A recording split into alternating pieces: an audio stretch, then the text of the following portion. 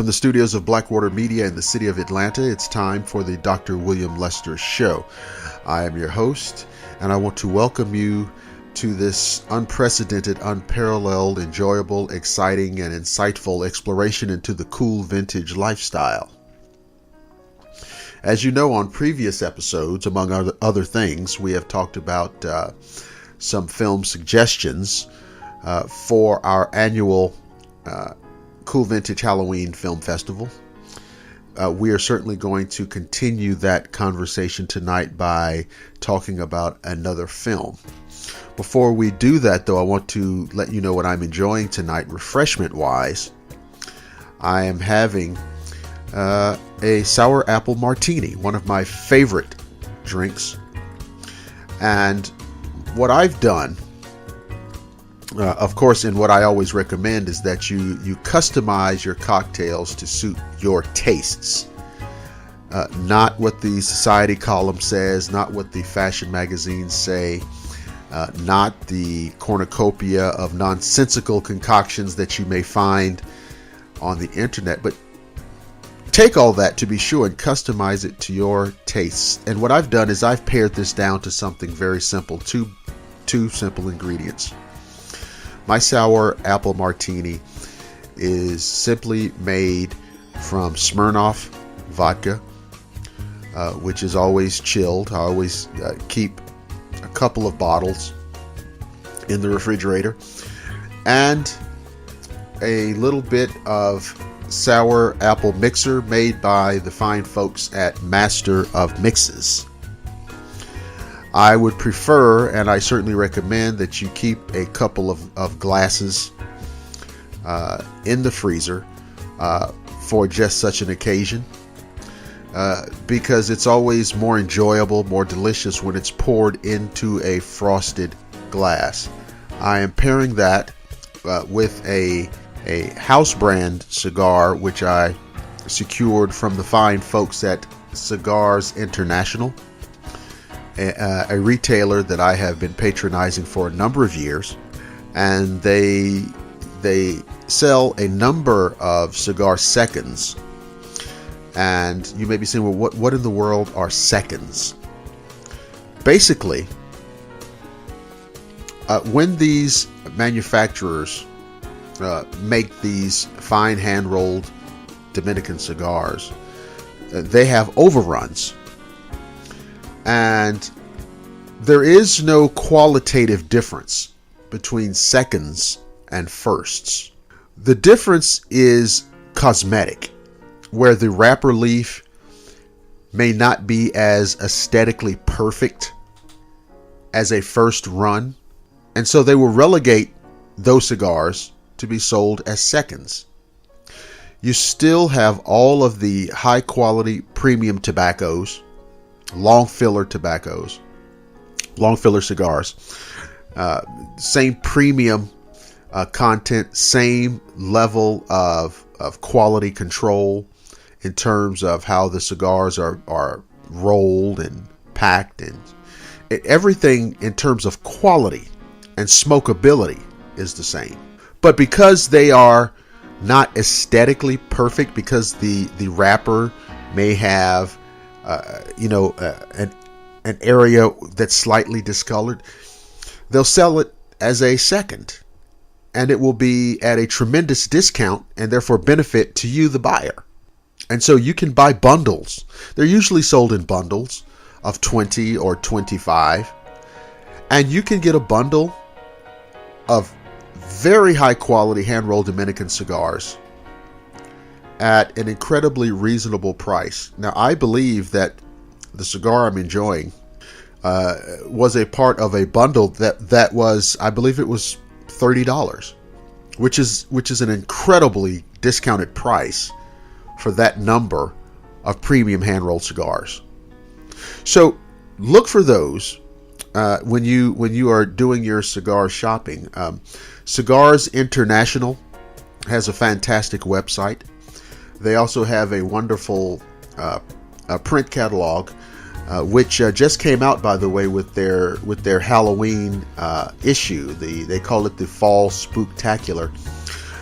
Mine came in the mail today. And of course, they are, as we are, embracing this incoming Halloween season by offering a great assortment of bargains for your cigar smoking pleasure. And bear in mind too, folks, that we're coming into that season, because the truth is, the coming of Halloween is actually the harbinger to the larger holiday season, which in fact carries us into the new year. It's a time of relaxation. It's a time of appreciation. It's a time of careful reflection. It's a time of celebration. And so what better way to observe all of those elements, embracing the cool vintage lifestyle simultaneously and enjoying a fine hand-rolled cigar, whether it's with friends watching a sporting event, or whether or not you are in the process of conducting business, or for no reason at all. But we're coming into that time of the year. On tonight's show, we're going to talk about one of the films that, again, this goes back for me many years in terms of awareness, in terms of enjoyment, in terms of quality, in terms of never getting tired of this one. We're talking tonight about a film called The Creature from the Black Lagoon. So let's go into some details about this one. This is a 1954 film created by Universal Studios.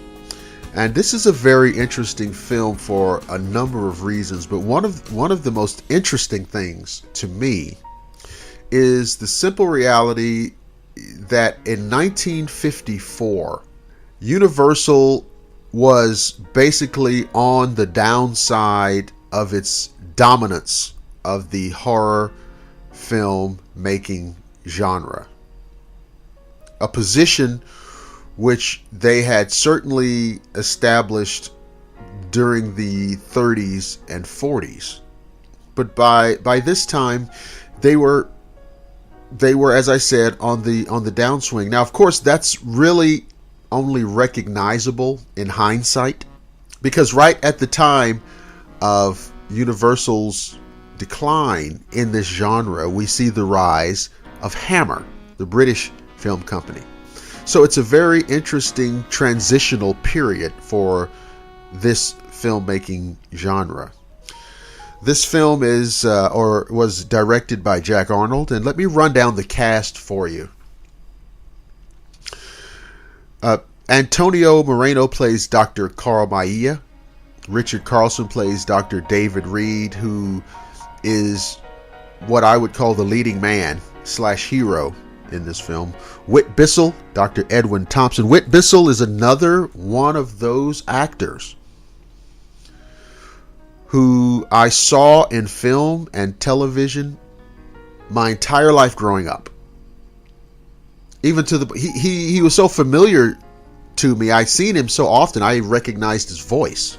The exquisitely lovely Julie Adams plays Kay Lawrence, who of course is the love interest of the Richard Carlson character. Richard Denning plays Dr. Mark Williams, who is kind of, while on one hand being something of a scientist, he's also this kind of crass, cynical Wall Street type guy. Always looking for the angle, looking for the opportunity to market and promote. Nestor Paiva plays Lucas, who is the eclectic, rambunctious captain of the boat, the Rita, which is central to the story. And two gentlemen who probably don't get what I feel is the necessary attention when talking about this film. Ben Chapman and Rico Browning. These men actually were playing the creature. Ben Chapman played the creature in all of the land-based scenes, and Rico Browning played the creature in all of the underwater scenes. And when you watch this film, It's a lush film, and it does have spectacular underwater scenes. The film was shot at there were several locations, so let's run these down. It was shot at Universal City, California, Rice Creek near Palatka, Florida, and with additional shooting at Wakulla Springs, Florida. And when you see the film, I think you will very easily be able to pick out or point out those Florida scenes, especially if you've been to Florida. I mean, it's very obvious. And of course, they are those parts of Florida which can be made to approximate the look of the Amazon, which is what they're going for. I mean, the story takes place in that setting, the Amazon. Interesting side note, the creature itself was designed by Disney animator Millicent Patrick. And it was so unusual in those days for a woman to be at the helm of the design and execution of creature effects for a major studio motion picture that for many years her involvement was actually played down. You know, as you know, on our show, we never kowtow and knuckle under to the madness of political correctness. However, in this instance, you have to give this lady her just respect, because she designed one of the most iconic creature images in the history of film. It's absolutely iconic. It's absolutely remarkable. And even after all of these years, the overall design of the creature, the overall effect of the creature on screen, on camera, it still works. One of the fantastic things about this movie is that it ages well. It's not dated. It's not some old stale monster movie. It's fun. It's exciting. It's thrilling. There are moments of suspense. There are a few moments of levity. So it still works. And this is one that is absolutely going to be viewed. It's going to be screened here. And of course, I recommend it for you as well, both for the holiday season and as a permanent fixture in your permanent collection. So this story unfolds, like I said, in the Amazon. And you have the older, more experienced Dr. Carl Maia, who uncovers a fossil embedded in a limestone deposit. And it's basically like a fossilized hand, but it's a hand with webbed fingers. And of course, to all of the scientists, this is kind of an oxymoron. This doesn't fit the story. This isn't supposed to be here. How can we possibly explain this? And so there's some back and forth and around. But the idea is, okay, well, this is the hand and forearm, basically. And the idea is, hey, if we mount up a proper expedition, we can go back in there and maybe we get lucky and we find the rest of the fossils, the rest of the remains of this creature. What a feather in our caps this will be. Endowments, grants, publicity, everything. While the scientists are deliberating over, whether or not to do the expedition, the creature itself, the living creature, attacks some of Dr. Maia's men who were left back at their base camp. And of course, when the expedition team arrives, they discover this to their horror, this mutilation. Which of course, they don't know what's going on, so of course they're going to attribute this to some wild jungle animals, perhaps a jaguar. And so we're off. Okay, so they have chartered this boat, the Rita, which is captained by the Nestor Paiva character, Lucas. And they're sailing down the river. They're talking, they're looking at, and they comment on the fact that it looks like a primordial time period. The fossil that they discovered, the fossil that Dr. Maia discovered, by the way, was dated to the Devonian period. So you'll hear a lot of references to the Devonian age. And bear in mind, this is a pre-dinosaur period. So we're talking about, like I said, a pre-dinosaur period. So there's room there for all kinds of speculations on what kind of creatures might have walked the earth during that time period. So you see, we already have a swirl of interesting things going on. And eventually they come to a point in the tributary that kind of ends out at something that they call the Black Lagoon, which visually is like a tropical paradise, but it's got this reputation of a deadly place where strange, inexplicable things go on.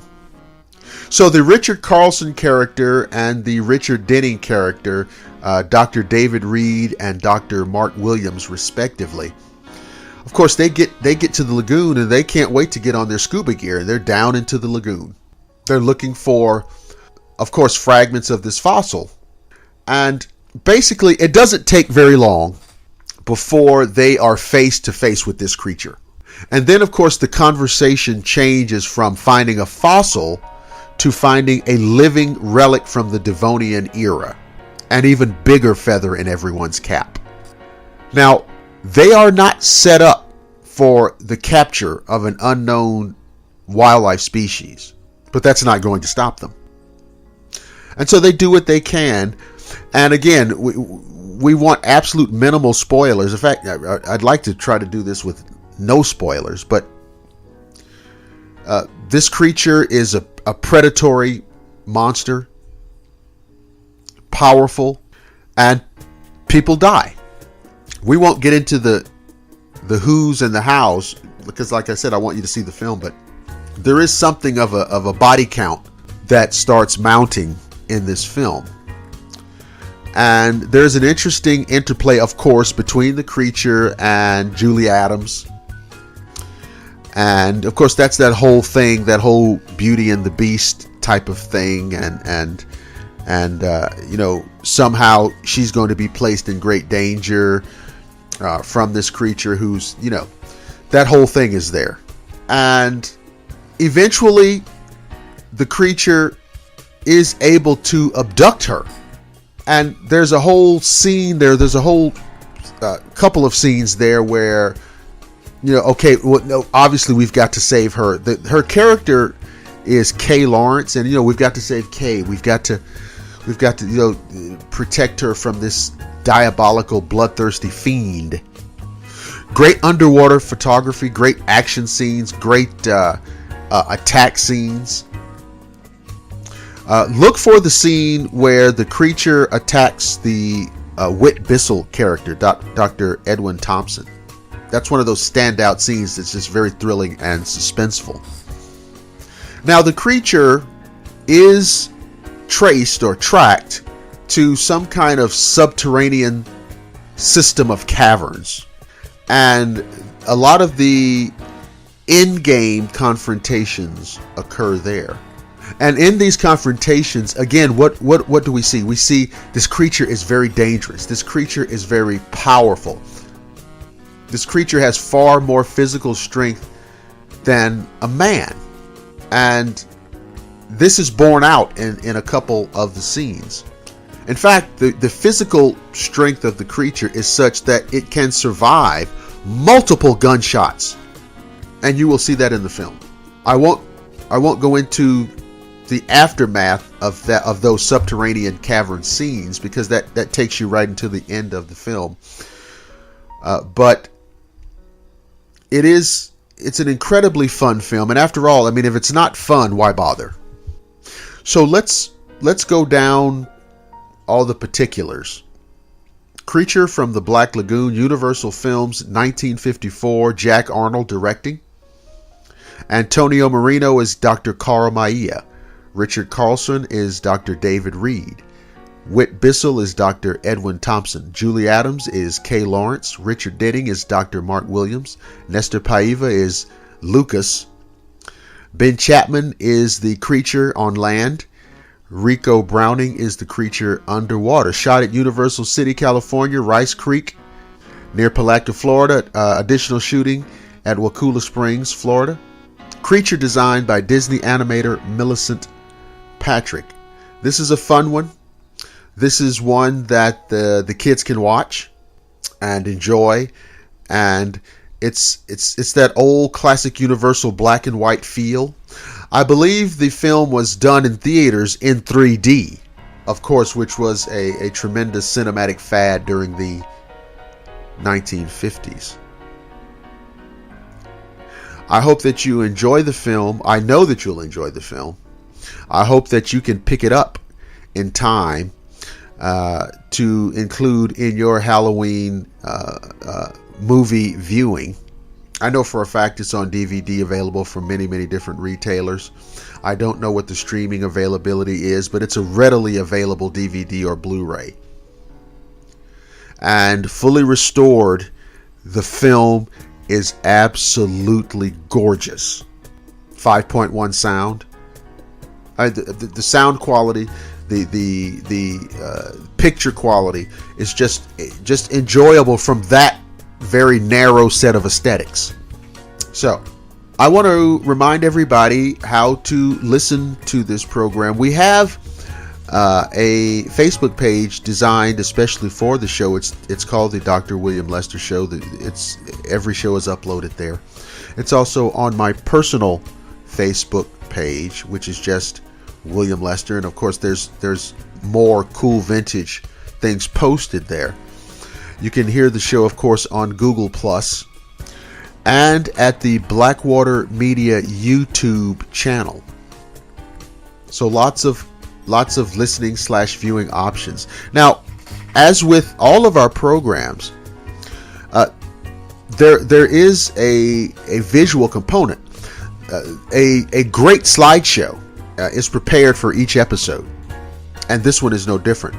Please look at and enjoy the photographs that we have assembled for you during this broadcast.